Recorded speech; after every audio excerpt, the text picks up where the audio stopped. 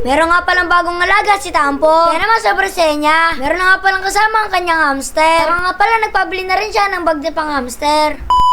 Yung araw nga pala napastardy ako dito. Dito nga pala kami sa Mamati. Kain nga pala kami dito sa Bulaluhan. Dahil nga pala sabi nila masarap daw yung bulalo dito. Dito nga pala kumain na rin ako. Pati nga pala si Tampo yung nagpapakyut pa. Dito nga pala kaya kami nandito ay naghanap kami ng hamster. Dito nga pala naglalakad na kami. Meron nga pala si Tampo nakita na masarap. Parang napapanood lang ito sa tablet. Dito nga pala nagpabili si Tampo. Niluluto nga pala ito sa asukal. Tinanong nga pala ni Papa Tampi kung gusto ko daw. Balik nga pala hindi ako mahilig sa ganyan. Dahil nga pala si Tampo yung mahilig sa mga prutas. Dito nga pala sobrang excited din siya. Kaya pala gusto niya itong subukan. Dito nga pala nilalagyan na ng asukal. Tapos nga pala ilalagay sa may yelo. Para nga pala ito ay tumigas. Ano na?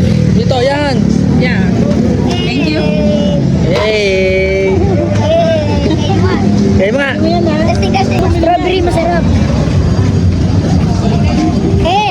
Wala nga pala kami nakita. Kaya naman pauwi na nga pala kami. Dito nga pala kinabukasan ay meron pumunta kay Papa Tampi. Bali nga pala tumakbo siya hanggang Kalamba hanggang Kabuyaw. Kaya naman nakakabilib nga pala yun. Kaya nga pala si Papa Tampi mag-jogging. Dito nga pala binaklas niya na yung roller skate niya. Dito nga pala kumain muna sila bago mag-jogging. Dito nga pala parang ayaw na ulit si Papa Tampi mag-jogging. Mag-jogging muna bago kain. Dito nga pala dumiretso na sila sa bayan. Para nga pala maghanap ng hamster. Balik nga pala wala sila nakita. Dito nga pala nagpa-deliver muna si Papa Tampi. Kasi nga pala mahirap maghanap ng hamster. Ito nga pala dumating na. Kaya naman sobrang saya nga pala ni Tampo. Sobrang cute nga pala nang dumating sa kanya. Ito nga pala binigyan siya ng libreng patuka. Ito nga pala tinuruan siya kung paano nga pala mag-alaga neto. Ito nga pala ang itsura nila. Sobrang ganda nga pala napili namin. Kaya iba meron din ba kayo neto? Kaya naman pakicomment sa ibaba. Search lang nga pala sobrang saya din. Sana nga pala hindi niya ito kainin. Ito nga pala magkapare sila ng bag. Kaya naman sobrang saya nga pala ni Tampo.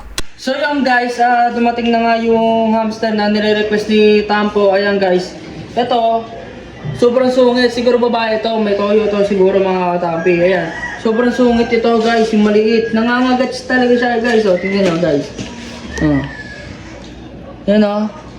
Nangangagats siya guys. Ito yung kay Tampo. Tingnan. Ayan guys. Di masungit. Di masungit itong isa guys. Mabait ito. Parang di sila magkamukha mga katampi. Kung makikita nyo ang taba ng pisingin nito. Tapos sobrang liit. Ito naman, yung isa ng mga katapi, sobrang, bilog yung mukha. Ayun o. Guys, bilog yung mukha, guys. Comment daw kayo, guys, kung magkapares ba sila ng lahi, guys. Kasi ito, taba ng pising nito, ang cute nito, guys, o. Tapos ito naman isa, guys. Ito, parang ang laki niya. Tapos di mataba yung pisngi, guys, o. Cute na ito. Ano masasabi mo, Tampo, sa bago mong alaga ngayon? Ha? Ang ganda. Maganda. Tapos, aray. Mapakan mo. So yun guys, sobrang saya ni Tampo guys. Na meron siyang bagong alaga. Ay, huwag mo huwag mo halikan. Ayan guys.